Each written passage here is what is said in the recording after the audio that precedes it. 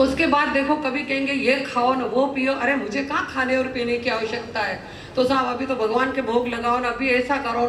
फिर शाम पड़ेगी और फिर शाम को भी वह ये बजाना वो बजाना उनकी मर्जी से। मैं अपने ध्यान में रहता हूँ और वो कहते भगवान उठो। अब मैं बैठना चाहता हूँ, वो कहते भगवान सो। तो मैं क्या हो गया, इंसान मुझे अंगुली पे नचाने लग गया। उसकी मर्जी से खिलाना, उसकी मर्जी से बिठाना, उसकी मर्जी से जगाना, उसकी मर्जी से सुलाना, ये एक काम करो। तब धीरे से नारद ने भगवान विष्णु के कान में कहा, एक जगह बताता हूँ वहां जाके छुप जाओ, आपको शांति मिलेगी। तो उन्होंने कहा कहाँ छुपूं? आप ऐसा करो, जिस इंसान से ज्यादा परेशान हो उसी के दिल में जाके बैठ जाओ। क्या कहा? उसके दिल में जाके बैठ जाओ। तब उन्होंने कहा वहां तो परेशानी नहीं होगी कि बिल्कुल नहीं होगी। तो वो इंसान के दिल में जाकर के भगवान बैठ गए। थोड़े दिनों बाद नारद मिले और भगवान तो परम शांति में। तब उन्होंने कहा प्रभु अब तो शांति कहाँ, अब बिल्कुल शांति। क्या शांति? कि तुझे ये कैसे मालूम पड़ा? तो नारद ने कहा कि आपकी सारी क्रियाएं देख करके मैंने समझ लिया, ये इंसान धरती में पानी में भी जाएगा, अंतरिक्ष में भी जाएगा, मंदिर में भी जाएगा, मस्जिद में जाएगा, गिरजाघर में जाएगा, अणु अणु की खोज करेगा, लेकिन कभी भी कहने की जरूरत नहीं ना, यानी वो कभी भी अपने दिल की खोज नहीं करेगा, वहां तो पहुंचेगा ही नहीं। मेरे हिसाब से एमपी की सबसे बड़ी तपस्या होगी या इंडिया की भी सबसे बड़ी तपस्या होगी। तो योग से 12 तारीख को ही हमारे डॉक्टर सुशील जी महाराज साहब जो है चातुर्मास कर रहे हैं, उनका जन्मदिन भी आ रहा है और संवत्सरी की खमत खामना दिवस भी यहाँ पर रखा जा रहा है। तो आप लोग, सुभाष जी ने तो घोषणा कर दी 51,000 दे दे, 21,000 दे दे, पर मुझे लगता है इतने बड़े कार्यक्रम का, इतनी बड़ी तपस्या का सम्मान 51,000 में के देने वाले हैं नहीं, है ना, क्योंकि अनुमोदना उसी व्यक्ति को मिलेगी जो महान पुण्यशाली होगा। तो उस दिन के समस्त कार्यक्रमों का खर्चा बहुत सारा आएगा। एंड टाइम पे अनिल जी का मूड हो जाता है ये लगा दूं, सुभाष जी का मूड है पटिए लगा दूं, गट्टे लगा दूं, 4 बेड ज्यादा कर लूं। तो इसलिए आज की सभा में बहुत सारे गणमान्य लोग बैठे हैं। यदि आपके मन में भावना हो कि हमें 68 उपास के तपस्या की अनुमोदना का लाभ मिलना चाहिए, तो करोड़ रुपए आप जगह जगह दे चुके हो, तो यहाँ 1,00,000 2 लाख रुपए देने में आपका कोई नुकसान होने वाला नहीं है। और इतने बड़े मौके का फायदा आपको जरूर होने वाला है। अब इन्होंने 21,000 रुपये रखी है राशि काय की, और थोड़े कहाँ से निकलेगा? इस एरिया का कोई है ऐसा व्यक्ति जो चाह रहा है मेरे यहाँ से मुर्गा निकले?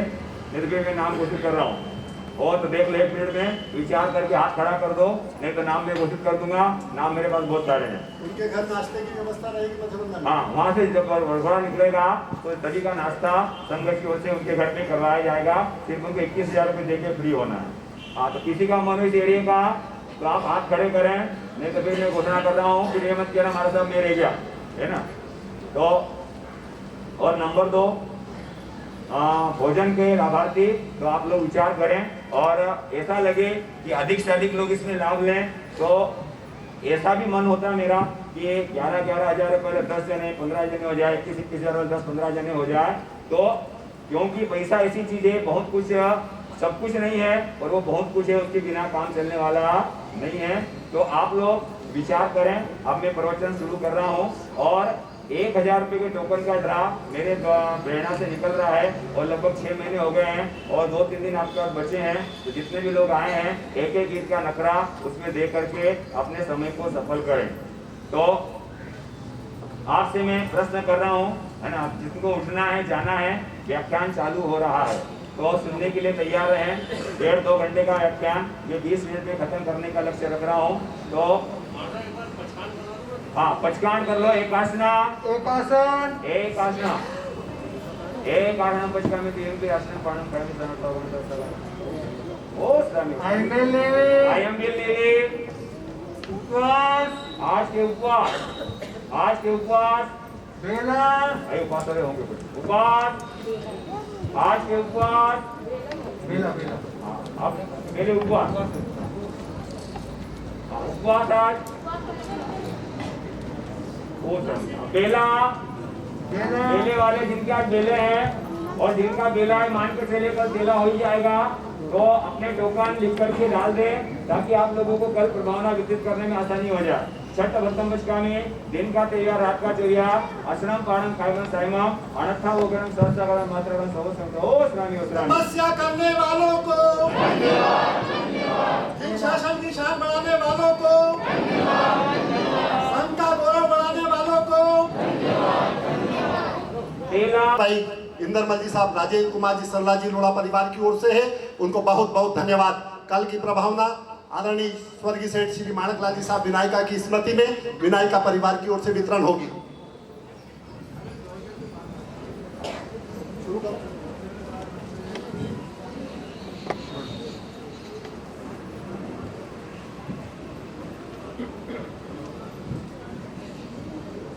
नहीं किसी से रखो कभी भी बदलेगी तुम भावना, आगे जोड़ कर सभी से कर लो अंतर से मत खामना, अंतर से मत खामना।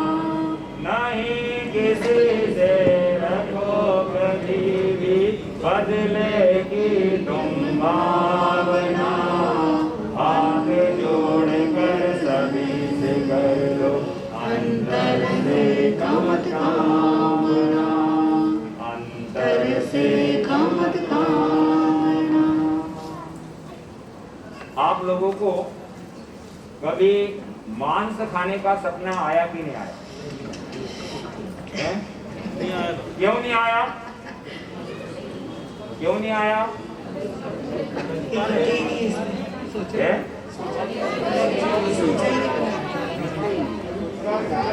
विचार क्यों नहीं करा, सोचा क्यों नहीं? ऐसे संस्कार नहीं है, सही बात है। अब ऐसे संस्कार क्यों नहीं है? क्योंकि हमारे माता पिता ने ऐसे संस्कार नहीं दिए, गुरुदेव ने ऐसे संस्कार नहीं दिए। तो सीधी सी बात हो गई कि हमारे पास तीन व्यक्ति हैं, एक जन्मदाता है, एक जीवनदाता है और एक धर्मदाता है। कितने लोग हो गए? कितने हो गए? कौन कौन? माता पिता गुरु। जन्मदाता, जीवनदाता और धर्मदाता, तीन जन्म। बेटा तेरी सगी माँ तो मर गई और सौतेली माँ आ गई, इन दोनों में क्या अंतर नजर आता है? तो बोले माँ पिताजी मेरी सगी माँ थी वो झूठ बोलती थी और ये सौतेली माँ सच बोलती है।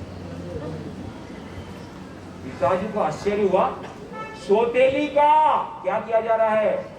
सम्मान हो रहा है और सगी का अपमान हो रहा है। बेटा ऐसा क्या देखा सौतेली माँ ने कि तू उसको सच बता रहा है? बोले पिताजी जब मैं मस्ती करता था मेरी सगी माँ बोलती थी आज दिन भर खाना नहीं मिलेगा, और पिताजी घंटे 2 घंटे लगाती, चल बेटा खा ले। अब मस्ती बोलती थी दिन भर का और देती घंटे 2 घंटे। पिताजी ये सौतेली माँ है, जब मैं मस्ती करता हूँ तब बोलती आज दिन भर खाना नहीं मिलेगा, तो पिताजी सही में दिन भर खाना ही नहीं मिलता। ये सगी माँ झूठ बोलती थी और सौतेली माँ। भगवान से पूछा गया किनका उपकार चुकाना कठिन है, तो भगवान ने कहा 3 जनों का उपकार चुकाना कठिन है। कौन कौन? माता पिता, गुरु और मालिक। माता पिता जन्म देने वाले, गुरु धर्म देने वाले और मालिक। मालिक का मतलब टीचर भी हो सकता है, सेठ भी हो सकता है, जिनके यहाँ हमने पेट भरने की क्या की है? ज्ञान सीखा, पेट भरने का। अगले जन्म का ज्ञान गुरु, पेट भरने का ज्ञान मालिक। अब माता पिता का उपकार चुकाना कठिन है। गौतम स्वामी का भगवान यदि उपकार नहीं चुका पाएंगे, आ जाओ तपस्वी। तपस्वी यशस्वी आ गए हैं, इनकी आज 26वां उपवास। 26 है। जय जयकार, जय जयकार तपस्वी की जय जयकार, जय जयकार, जय जयकार तपस्वी की जय जयकार। आओ आओ तपस्वी बहन बारंबार अभी नंदन आओ आओ बारंबार अभिनंदन। निकल जा। तपस्या करने वालों को धन्यवाद, तपस्या करने वालों को धन्यवाद, इन शासन की शान बढ़ाने वालों को संकट बढ़ाने वालों को अनुमोदना अनुमोदना अनुमोदना बातो गौतम स्वामी पूछ रहे हैं भगवान हम क्या करें कि हमें माता पिता की सेवा से या कर्ज से मुक्त हो जाए। यदि कर्ज मुक्त नहीं होंगे मोक्ष कैसे जाएंगे? भगवान ने कहा एक ही रास्ता है, उन्हें धर्म के मार्ग में लगा दो। कौन से मार्ग में? कौन से मार्ग में? इसको आप सोचते हो पांव दबाने से माँ बाप की सेवा हो जाएगी, कर्ज मुक्त हो जाएंगे। आप लोग 10 मिनट दबाओगे और 10 बार पूछ लोगे बस बस। उनके पास इतना धन है कि 10 नौकर अगले 24 घंटे दबवा ले। आप लोग क्या खिलाओगे? उनके पास भी इतना धन है कि काजू बादाम 24 घंटे खाए तो धन खत्म होने वाला। फिर भगवान ने क्या कहा? उनको कौन से मार्ग में लगाना? आप तीर्थ यात्रा पे जाते हो, संत सती को दर्शन करने के लिए जाते हो और माँ बाप को कहते तुम्हारे चलाएगा नहीं, फिराएगा नहीं, क्या करना?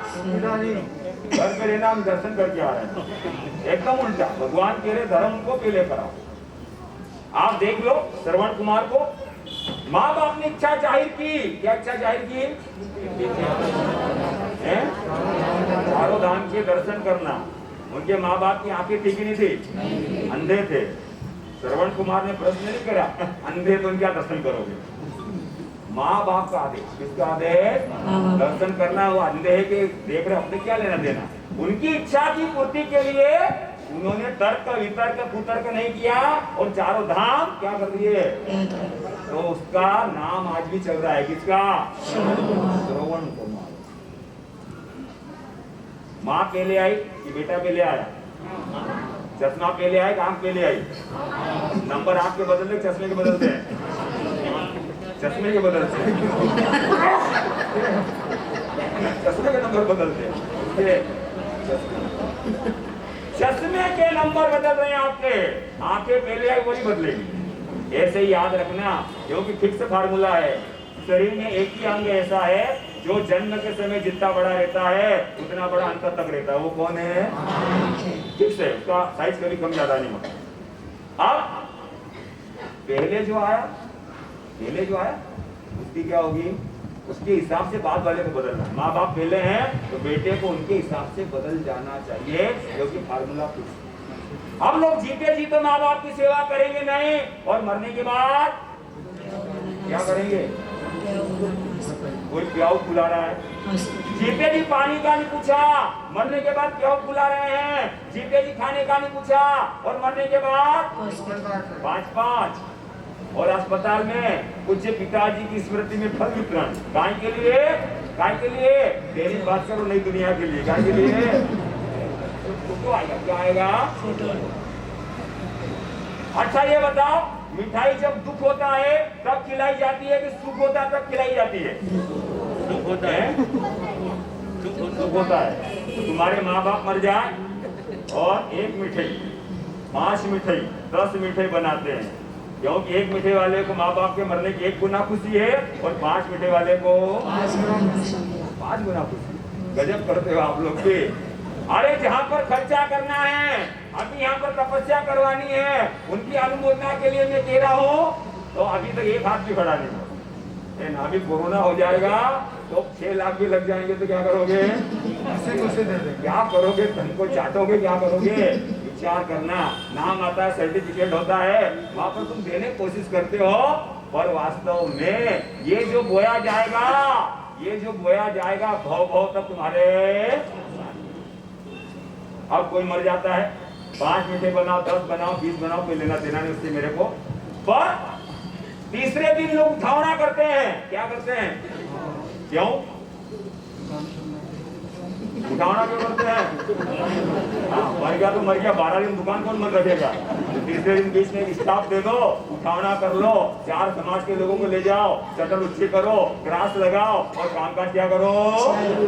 उठावना सिर्फ दुकान खोलने के लिए होता है। किसके लिए होता है? अच्छा ये बताओ, आप लोग उठावना करते हो, उठावना कैसे करते हैं? कैसे करते हैं? कैसे करते उठावना? फोटो लगा के अगरबत्ती लगा के मंदिर जाते हो, अगरबत्ती लगाते हो, संत दर्शन करते हो। पर मेरे को जहां तक अनुभव है, 21 साल हो गए, अभी तो उठावना नहीं करा। पर जो है ऐसा टेंट लगाया जाता घर के बाहर और बिछाई की जाती है और एक कोने में क्या रखा जाता है? नहीं, पहले कुर्सी रखते हैं और कुर्सी के ऊपर क्या रखते हैं? फोटो नहीं, चद्दर बिछाते पहले। खाना तुम करते हो, आप चद्दर बिछाने के बाद क्या करते हो? फोटो लगाते हो और फोटो के ऊपर माला, और माला के बाहर सफेद रंग का कुर्ता पैजामा, गले में टावेल और दोनों घुटने नीचे और ऐसे बढ़िया हाथ जोड़ते हैं, इतने बढ़िया नाटक करते हैं। उसी समय यदि माँ बाप की आत्मा जागृत हो जाए तो गला पकड़ 2 झापड़ मारे।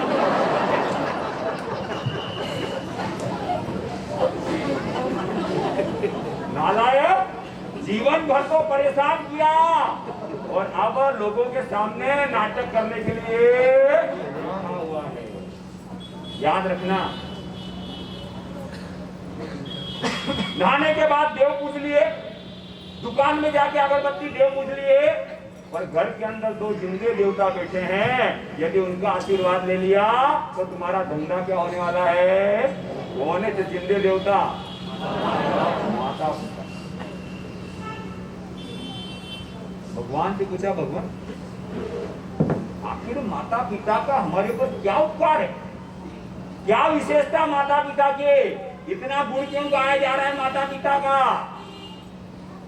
तो भगवान ने कहा 3 अंग माता के हैं ना, 3 अंग पिता। कौन से? खून, मांस और ये दिमाग किसका है? माता। खून, मांस और दिमाग। और ये नाखून, ये केस और ये हड्डियां, ये किसके हैं? तो याद तो रहेगा नहीं, फर्मूला बताना पड़ेगा। अभी कभी गुस्से में आ जाते हो आप लोग तो क्या बोलते हो? थारी माँ को माथो। क्या बोलते हो? ये माथा किसने दिया? और कभी कभी गुस्से में आ जाते हो तो बोलते थारा बाप का हड़का। ये हड्डियां किसकी है? ये हड्डियां किसकी है? हमको लगता गाली दे रहा है। और ये जिनवाणी है, ये हड़के, ये हड्डियां किसकी है? और ये माथा किसका है? माँ का है। तो भगवान कह रहे इससे उपकारी है, यदि तीनों के तीनों, दोनों के दोनों 3-3 आइटम वापस ले ले तो तुम्हारे पास बचेगा क्या? बचेगा क्या? माँ बाप से बड़ा बेटा अलग हो गया और छोटा बेटा माँ बाप के पास, कौन सा घर बड़ा कहलाएगा? फिर माँ बाप मर भी जाए तो क्या लेना देना नहीं, हमेशा जिंदगी भर लोग ये कहते बड़ा घर जाओ। कहाँ जाना है? मतलब जो बड़े के साथ रहेगा वो घर क्या हो जाएगा? बड़ा हो जाएगा। राम और सीता में बहस चल रही थी, मैं बड़ा, पर बात कोड वर्ड में चल रही थी। राम कह रहे थे कौन बड़ा? वृक्ष बड़ा। और सीता कह रही थी बेल, लता बड़ी। लता वृक्ष, लता वृक्ष। इतने में लक्ष्मण आ गए तो क्या हुआ? क्या हुआ? बोले कहीं मैं कह रहा हूं वृक्ष बड़ा और ये हमारी माता कह रही बेल लता बड़ी। अच्छा तुम बताओ कौन बड़ा? तो लक्ष्मण बोला भैया तुम्हारे पति पत्नी का झगड़ा आपस में निपटारा कर लो, पर मुझे बीच में डाला है, जज बनाया है तो मेरे को डिसीजन तो देना ही है। मैं तो ये कहता हूं कि न तो वृक्ष बड़ा न लता बेल बड़ी, उनकी छाव में बैठने वाला बड़ा। मतलब कौन? कौन बड़ा? कौन बड़ा? मैं बड़ा हूं मैं, क्योंकि मुझे तुम्हारी सेवा का क्या मिला? मौका मिला। इसलिए याद रखना, माता पिता की सेवा का जिसको लाभ मिलता है वह व्यक्ति पुण्यशाली होता है। ऐसे छत्र छाया हमारे ऊपर क्या होती है? आपने सुना होगा, सुना क्या?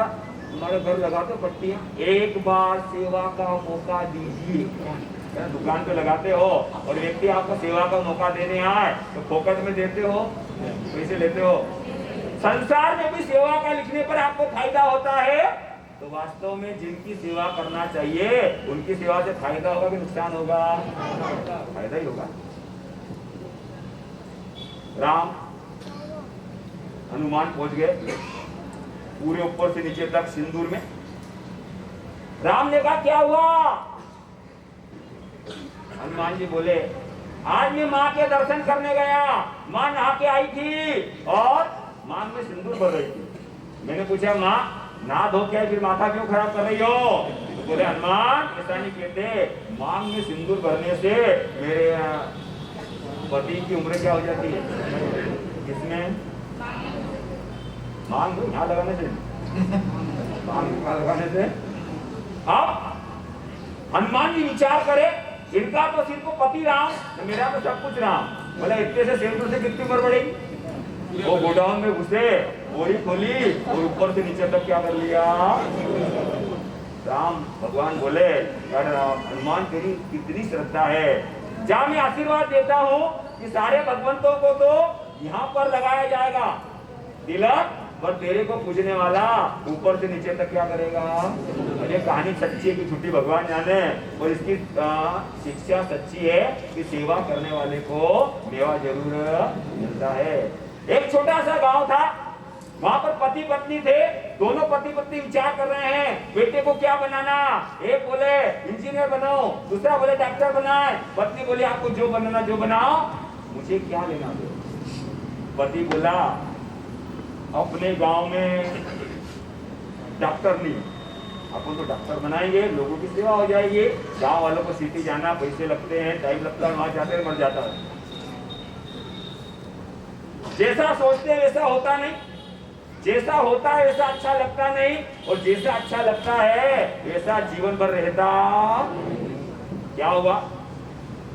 अचानक पिताजी को आया अटैक और पिताजी क्या हो गए?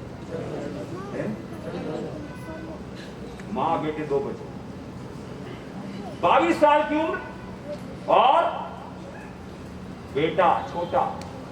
नई शादी करूं या पति के सपने को साकार करूं, क्या करना?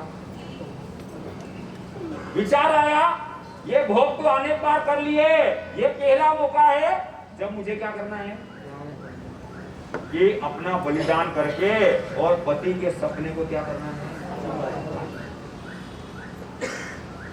घर घर बर्तन मांगे, पैसे इकट्ठे किए और पैसे इकट्ठे करके भेजती रही। एक दिन ऐसा भी आया कि जिस दिन क्या हुआ, बेटा क्या बन गया? क्या बन गया? गांव में चली, बढ़िया चल गई। बोले सिटी में डालने सबको लाभ मिले, पैसा भी जल्दी आया। सिटी में डाल दी, घर का बन गया मकान, घर के हो गए अस्पताल, और सारे काम क्या हो गए? फिक्स हो। अब माँ की क्या इच्छा रहेगी? हाँ शादी हो जाए, शादी हो जाए तो सेवा करने वाली आ जाए, और सेवा हो जाएगी। और याद रखना कई जन्मों का पुण्य इकट्ठा होता है, उसी व्यक्ति को बहू की सेवा का लाभ मिलता है।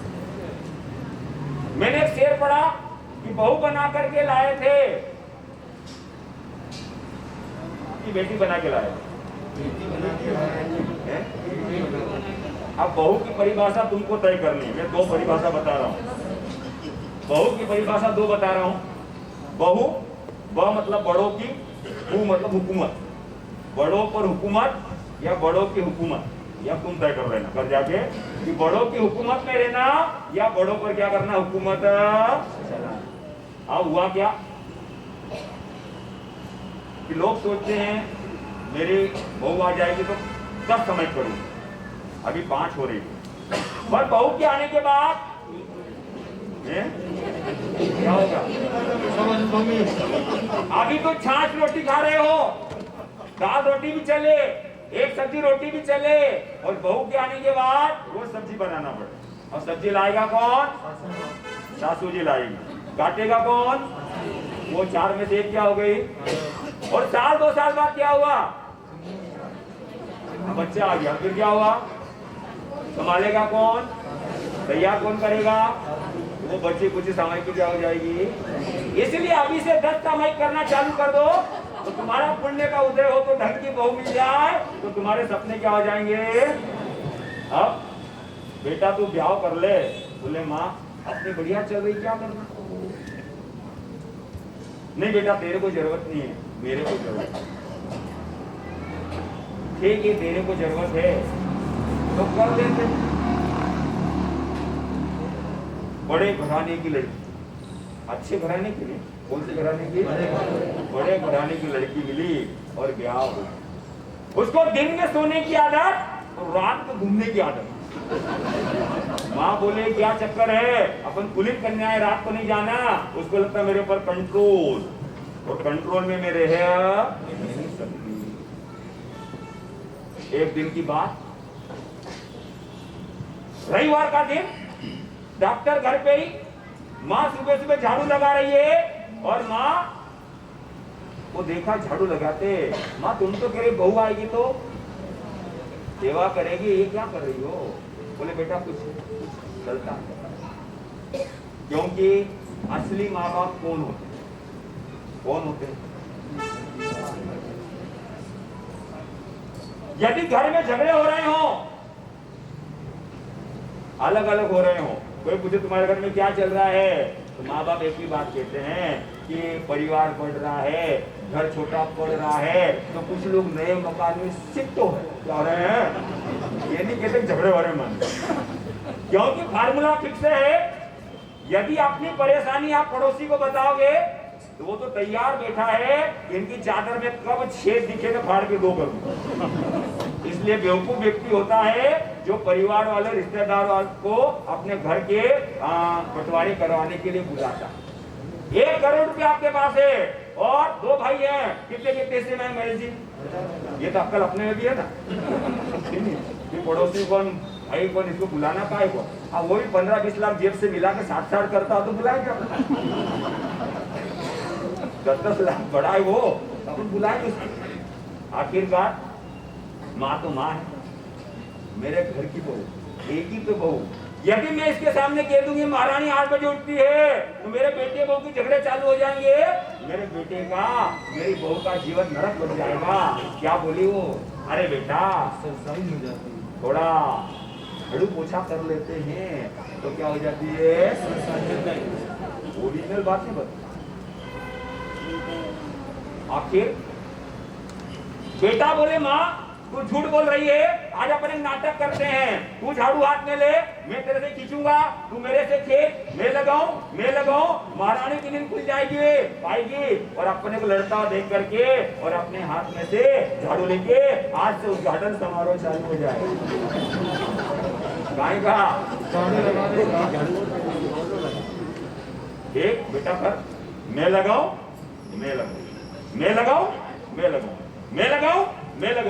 बात चल गई और महारानी की नींद क्या हुआ? अरे भाई माँ कह रही मैं लगूं झाड़ू लगाने। अरे तुम इतने पढ़े लिखे डॉक्टर हो और ये माँ भी इतने साल की अनुभवी है, और जरा सी बात के लिए झगड़ने की क्या जरूरत है? महीने के 30 दिन होते हैं, 15 दिन तुम लगाओ ना बता दे।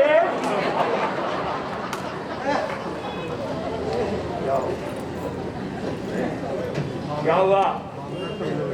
योजना क्या हो गई? क्यों फेल हो गई? पति को बोली अरे इसको माँ साहब को बाहर कर दो। क्यों?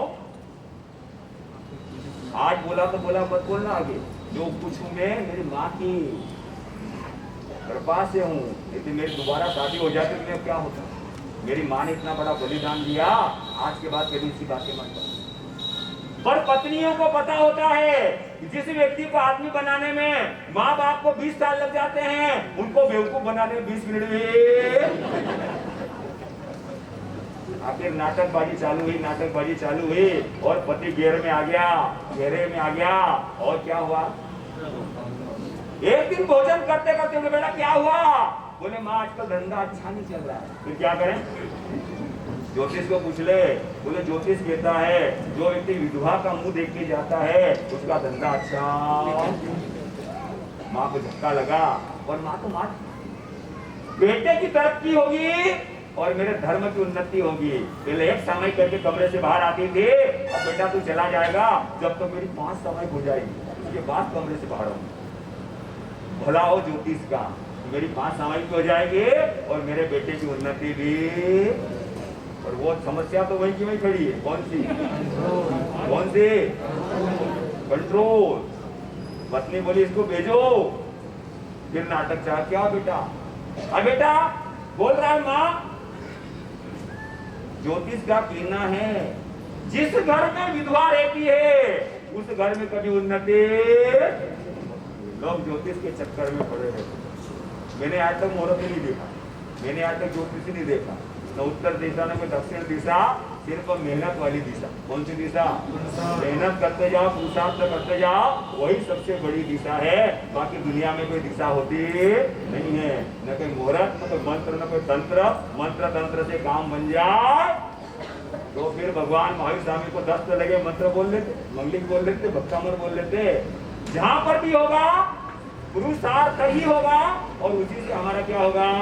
कल्याण होगा। भाई साहब पहुंच गए ज्योतिष के बाद। भाई साहब मेरी दुकान अच्छी नहीं चलती है। बोले क्यों? क्या हो गया? बोले आप बताओ क्या हो गया? ये तो आपको ही बताना है। तो बोले काय की दुकान है?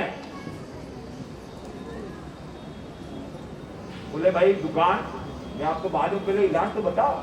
बोले इलाज ये है कि तू नींबू काट के दुकान पे लगा दे, फिर दुकान खूब बढ़िया चलेगी। वो व्यक्ति बोला ज्योतिष महाराज मेरी तो दुकान ही नींबू की है। दुकान ही नींबू की है, वैसी चल रही है। मटकी लटकाने से, टायर बांधने से और ये मिर्ची और नींबू लगाने से यदि फायदा हो जाए कि डोनाल्ड ट्रंप ने बिल गेट्स ने इनको बता दो थोड़ा आइडिया, ये भी कर लेंगे। वो रात दिन क्या करते हैं? माँ बोली बेटा मैं जा रही हूँ। वो बोले नहीं 2 दिन बाद भेजेंगे। कितने दिन बाद? गया कहां पर? वृद्धाश्रम में। माँ मैं हर संडे को आऊंगा, तेरे से मिलूंगा और माँ हर महीने 500 रुपया महीना भेजूंगा। बोले बेटा कोई बात नहीं चले जा, माँ देख रही है मेरा बेटा, इसको पाला पोसा बड़ा किया और घर का मकान, घर का अस्पताल और शादी भी कर दी। ये कितनी पुण्यशाली हूँ, मैंने मेरे पति का सपना कर दिया। माँ ये नहीं सोच रही है जैसा नालायक है, जैसा बेवकूफ है, दुआएं दे रही है। क्या दुआएं दे रही है? कि माँ की ओर से बेटा रहना, खूब उन्नति करना, मेरा तो जीवन चला गया, आगे भी मेरा जीवन क्या हो जाएगा? चल रहा है, रोज खाना मिल रहा है। और एक दिन की बात, रात को 2:30 बजे नींद खुली, देखा और आज तो 30 दिसंबर का दिन है, मेरे बेटे का क्या है? 2:30 बजे ऑफिस से पहुंच गई। हेलो कौन? बेटा मैं तेरी माँ बोल रही हूँ, सुखी रहो, चिराई रहो, चिरंजीवी रहो, उन्नति करो, प्रगति करो, खूब आगे बढ़ो। न जाने कितनी ढेर सारी शुभकामनाएं दी और जैसे ही फोन से बोलना बंद हुए, बेटा बोलता माँ रात को मेरी नींद बिगाड़ने की मेरे को। माँ को झटका लगा, मैं कैसी हो गई? मेरा बेटा दिन भर मरीजों से परेशान, रात को भी कई मरीज उसको सोने नहीं देते। मेरा बेटा बेचारा सुख की नींद सोया था और मैंने हड़बड़ाहट में मेरे बेटे की क्या कर दी? कौन सोच रही है? क्योंकि माँ बाप हमेशा दया और दुआ के साथ ही चलते हैं, उनके मन में कभी दुर्भावना। अब भोजन करने के लिए बैठी है, रोज दाल चावल रोटी, आज मिठाई के 2 पीस आ गए। खाएंगे आज मिठाई क्यों? बोले संडे संडे या मिठाई आज संडे, आज संडे, आज मेरा कौन आने वाला है? बेटा आने वाला है। और मेरे पास है क्या? मैं 2 पीस बचा लूं और मेरे बेटे आएगा वैसे ही उसको खिलाऊंगी। दोनों पीस लेकर के पहुंच गई। अब मेरा बेटा आएगा, इस कार में आएगा। कार को बड़ी आशा के साथ देखा और कार क्या हो गई? कार आगे बढ़ गई। दिन भर कार आती रही जाती रही, मन सुबह चला रही है, मेरा बेटा आएगा, आते के साथ टर्न स्पर्श करेगा, मैं उसको गले लगाऊंगी, फिर जबरदस्ती उसके मुंह में एक मिठाई दे दूंगी, फिर दूसरी मिठाई दूंगी, वो मेरा हाथ पकड़ लेगा और वो मिठाई का पीस हाथ में लेकर के और मुझे खिलाएगा।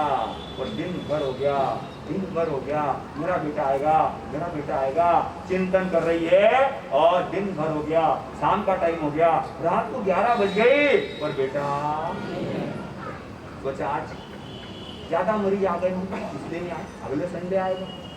ऐसा करते करते करते कितने ही संडे निकल गए पर बेटा, और हर बार ये सोचती है इस बार आना ही था और अगली बार आएगा, अगली बार आएगा। चिंतन करते करते जीवन चला जा रहा है, जीवन चला जा रहा है, जीवन चला जा रहा है और 28 साल निकल गए। पर बेटा अब विचार किया, संसारा करूं, क्या करूं? संसारा करने का विचार किया पर एक बार पहले किसको मिल लूं? हाँ, एक बार देख तो लूं, क्योंकि मरना कहीं सही। पर अभी मेरे बेटे ने कितनी और तरक्की कर ली, वो दुखी है या सुखी है, मैं एक बार देख लूं, फिर मुझे संतोष हो जाएगा। बेटा एक बार आजा। हाँ माँ आता हूँ, पर वो आया नहीं। कौन नहीं आया? आखिरकार संसारा कर लिया और संसारा करने के बाद 15 दिन में संसारा भी क्या हो गया? ये अहमदाबाद के पास की घटना बता रहा हूँ। और सूचना दी बेटा आजा, तेरी माँ मर गई। आता हूँ, शाम तक आया। लाश का क्रियाक्रम 3 घंटे में कर दिया गया।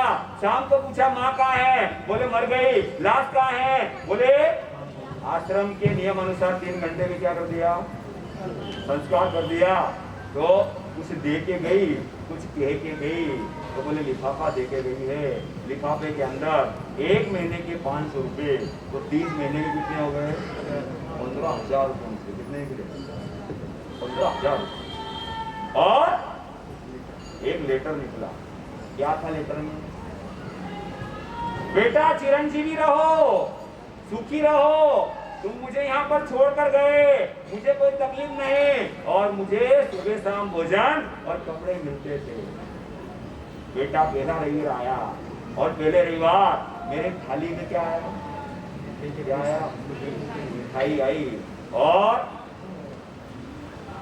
मैंने विचार किया मेरा बेटा आएगा, उसको खिलाना है, और उसको रिसीव कौन करेगा? मैंने खाना भी अधूरा खाया और मैं जाकर मेन गेट पे बैठ गई। तेरा इंतजार करने लगी और दिन भर इंतजार रहा। मैं सपने सजो रही थी मेरा बेटा आएगा, बड़ा खुश होगा। पर बेटा उस दिन तू बिजी रहा होगा, नहीं आ पाया, दूसरे संडे भी नहीं आ पाया।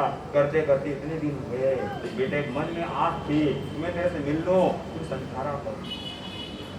बेटा सबसे पहले तेरा 500 रुपए का मनी ऑर्डर आया और आते के साथ मैं खरीदी करने के बाजार में सारी खरीदी कर ली और ये पैसे दे ही रही थी। और उसी समय बेटा एक ऐसी घटना देखी कि सामान वापस करके मैं वृद्धाश्रम में आ गई। मेरा रोम रोम कांप गया, भय से व्याप्त हो गया और मैंने चीजें नहीं खरीदी। बेटा मैंने क्या देखा, क्या देखा? मैं सामान ले रही थी, वहां पर एक बूढ़ा व्यक्ति अपनी घरवाली बुढ़िया के साथ आया। दोनों के नाक गल रहे हैं, आंखें अंदर जा रही है, गाल बैठ चुके हैं, पेट अंदर जा रहा है, शरीर काला पड़ गया है, लकड़ी जैसा दुबला पतला हो गया है, हाथ में टूटी हुई थाली है और एक हाथ में लकड़ी है और नाक गल रहा है और वो भीख मांग रहे। और दुकानदार कह रहा आगे बढ़ी। हाँ बेटा मैंने देखा, मैंने तो तेरे को संस्कार दिए तो तू मेरे को वृद्धाश्रम में छोड़ के जा, पर बेटा तूने अपने बच्चों को संस्कार नहीं दिए तो वो तेरे को वृद्धाश्रम भी नहीं भेजेंगे। जब तू 60 साल का हो जाएगा तब तुझे घर से बाहर निकाल देंगे और इस बुढ़े आदमी के समान दर दर का भिखारी हो जाएगा। बेटा मेरे मन में आया ऐसा नहीं होगा। तेरी माँ अभी जीवित है, तेरी बुढ़ापे की व्यवस्था करके जाएगी। बेटा मैंने ये 500 रुपए महीने से जो तू बेचता था, ये 15,000 रुपए इकट्ठे किए हैं। आज तू 30 साल का है और 60 साल का होने के साथ तेरे बच्चे जब तेरे को बाहर निकाल देंगे, बेटा घबराना मत। ये 15,000 रुपए आज एफडी कर देना, 30 साल बाद ये लाखों रुपए की पूंजी हो जाएगी। और जब तेरे बच्चे तेरे को बाहर निकाल दे, उस समय बेटा किसी प्रकार का संकोच नहीं, डर नहीं, बैंक में जाना, पैसे निकालना और अपना बुढ़ापा सफल करो। बेटा तू तो जीते जी ही मेरी सूद नहीं ले पाया, सेवा नहीं कर पाया, और मरते मरते भी तेरे बुढ़ापे की व्यवस्था करके जा रही है। और बेटा इसे बुरा मत मानना। क्यों नहीं बुरा मानना? मैंने किसी माँ का बेटा उसके अलग किया होगा, मैंने किसी के बेटे से माँ को अलग की होगी, वही कर्म मेरे उदय में आए हैं। हो सके तो बेटा तुम्हारे बच्चों को अच्छे संस्कार देना और मुझे माफ कर देना कि मैं तुम्हें जीवन भर अपनी छत्र छाया नहीं दे पाई। मेरे अंदर ऐसे गुण नहीं थे कि मैं तुम्हारे साथ जीवन भर रह पाती। मेरे अवगुणों के कारण ही तुम लोगों ने मुझे वृद्धाश्रम छोड़ दिया। हे बेटा मैं ये भावना भाती हूँ कि अगले जन्म में जब भी मुझे ऐसी संतान मिले तो मैं उसे जीवन भर निभा पाऊं। इसी भावना के साथ तुम्हारी आभागन रो रहा है। जीवन भर जिसको मैंने सताया नहीं, पर पत्नी के कहने में जिसको मैंने क्या कर दिया, ओ माँ, ओ माँ, ओ माँ, ओ माँ, तू कितनी अच्छी है, तू कितनी भोली है, प्यारी प्यारी है। ओ माँ,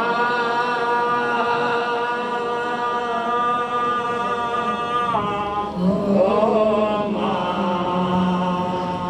ओ माँ, ओ माँ, ये जो दुनिया है जीवन कांटों का फुलवारी है। ओ माँ,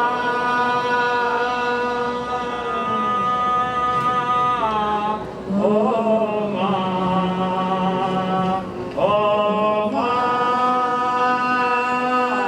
ओ माँ, दुखन लागी है माँ तेरी अखिया, दुखन लागी है माँ तेरी अखिया, मेरे लिए जागी है तू सारी सारी रतिया, मेरी निया के तेरी निया के तूने वारी है। ओ माँ, ओ माँ, ओ माँ, ओ माँ, अपना नहीं तुझे सुख दुख कोई, अपना नहीं तुझे सुख दुख कोई। मैं मुस्काया तू मुस्काई, मैं रोया तू रोए, मेरे हंसने के तू मेरे रोने के तू बलिहारी है। ओ माँ, ओ माँ, ओ माँ, ओ माँ, माँ बच्चों की चाहोती है, माँ बच्चों की चाहोती है। वो होते हैं किस्मत वाले जिनके माँ होती है। तो कितनी सुंदर है, तो कितनी शीतल है, न्यारी न्यारी है। ओ माँ, ओ माँ, ओ माँ, ओ भगवान रो रहा है, वो विचार कर रहा है, मेरी माँ जीते जी मैं उसको सुख नहीं दे पाया और मरते मरते भी मेरे लिए शुभकामना और बुढ़ापे की व्यवस्था कर दी गई है। एक जंगल में एक संगीतकार मृदंग बजाया करता था और एक हिरण का बच्चा बार बार आ जाया करता था और संगीतकार ने पूछा कि तुम्हें मेरी ताल समझ में आती है या संगीत के आप जानकार हो?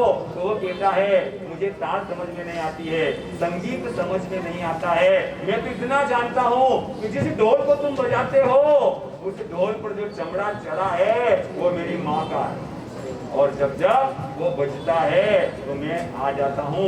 कल जब मैं काम पर जा रहा था अचानक लगा कोई रोक लेगा मुझे, कहेगा खड़े खड़े दूध मत पी, हजम नहीं होगा, इतनी जल्दी अरे 2 घड़ी सांस तो ले ले, इतनी ठंड और कोट भूल गया, इसे भी अपने साथ ले ले। मन में सोचा माँ रसोई में होगी जिसके हाथ में सन्ना आटा होगा और घूम कर देखा तो क्या पता वहाँ पर सन्नाटा होगा। अरे अब हवाएं तो बात करती है, मुझसे जब जाऊंगा किसी काम से तो कौन कहेगा दही शक्कर खा ले बेटा सकून होता है, गुड़ खा ले बेटा सकून होता है, पर मन इसी बात पे होता है माँ सब कुछ है, सब कुछ। जिस आजादी के लिए लड़ता रहा तुझसे सारी उम्र वो सारी आजादी मेरे पास है, पर माँ तेरे बिन आज मेरा मन उदास है। कहता था ना तुझसे, कहता था ना तुझसे मैं वही करूंगा जो मेरे जी में आएगा, आज मैं वही सब कुछ करता हूँ जो मेरे जी में आता है। बात ये नहीं है कि कोई रोकने वाला नहीं है, गम तो सिर्फ इतना है कि सुबह देर से उठो तो कोई टोकने वाला नहीं है, रात को देर से लौटूं तो कौन नाराज होगा भला, कौन कहेगा बार बार कि आप और कहाँ चला, दोस्तों के साथ घूमने पर उलाहना कौन देगा, कौन कहेगा इस उम्र में भी परेशान क्यों करता है, हाय राम ये लड़का क्यों नहीं सुधरता है, पैसे कहाँ खर्च हो गए मेरे क्यों नहीं बताता है, सारे दिन सताता है, रात को देर से आता है, खाना गर्म करने को जागती रहूं, खिलाने को तेरे पीछे भागती रहूं, बहाती रहूं आंसू तेरे लिए, कभी कुछ सोचा है मेरे लिए। खैर मेरा क्या हुआ है, क्या होना है, तू खुश रहे बस यही दुआ है। और आज तमाम खुशियां हैं, गम ये नहीं कि कोई खुशियां बांटने वाला होता, गम तो सिर्फ इतना है कि कोई गलतियों पर डांटने वाला होता। तू होती ना माँ, तू होती ना माँ तो हाथ फेरती सर पर या हल्के से बाम लगाती, आवाजें देकर बुलाती, दिवाली पर टीका लगाकर कहती बड़ों के पास सुना आशीर्वाद मिलेगा, कपड़े मत फाड़ना, अगला कपड़ा अगली दिवाली को सिलेगा। बहन को सताता तो चाटे मारती, बीमार पड़ता तो रो कर नजरें उतारती, परीक्षा आते ही बादाम का दूध पिलाती और खूब प्यार से खाना खिलाती, मस्ती करने वालों पर पिता की डांट पर डर दिखाती, फिर पिता की डांट से वही मुझे बताती इसे नौकरी मिल जाए और वो तरक्की करे, दुआ में हाथ उठाती और नौकरी के लिए घर छोड़ दूंगा, सुनकर दरवाजे के पीछे चुपके आंसू बहाती। आज सब कुछ है माँ सब कुछ, आज तरक्की की हर रेखा तेरे बेटे को छूकर जाती है, पर माँ मुझे तेरी बहुत याद आती है। जैसे माता पिता का दिन और हम चिंतन करें, मनन करें, जिस व्यक्ति ने माँ बाप की सेवा कर ली वही व्यक्ति गुरु महाराज की भी सेवा कर सकता है।